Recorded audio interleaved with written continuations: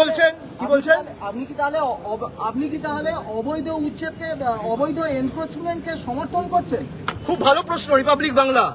আমার একটা পাল্টা প্রশ্ন থাকবে, একটা পাল্টা ছোট্ট প্রশ্ন। আপনারাই বলেন, দেশের প্রধানমন্ত্রী নরেন্দ্র মোদী চা বিক্রি করতো রেলওয়ে স্টেশনে। রেলওয়ে স্টেশনটা কি তার সম্পত্তি না পাবলিক সম্পত্তি? এই উত্তরটা দেখ, তারপর আমাকে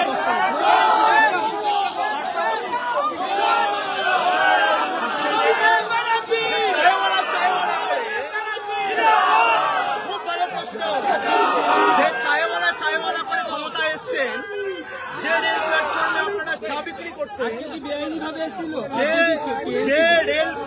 যে রেল স্টেশনে বা প্ল্যাটফর্মে নরেন্দ্র মোদী চা বিক্রি করত, সেই রেলওয়ে স্টেশনটা কি তার প্রাইভেট প্রপার্টি না পাবলিক প্রপার্টি? এই উত্তরটা যেদিনকে বিজেপির নেতারা দেবে, একই প্রশ্ন আপনি আমাকে করবেন, আমি উত্তর দেব।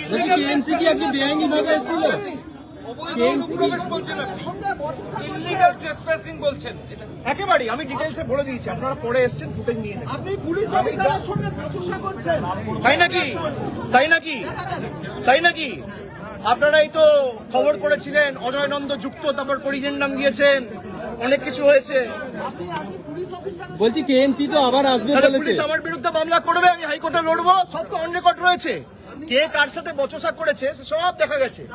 রিপাবলিকই তো বলেছিল ইডি নাকি অজয় নন্দকে ডেকেছে, রিপাবলিকই তো বলেছিল অজয় নন্দকে ইডি ডেকেছে, তারপর পরিজন নাম দিয়েছেন। এটা কি উদ্দেশ্য প্রণোদিত বলে মনে করছেন? একেবারে কেএমসি তো আবার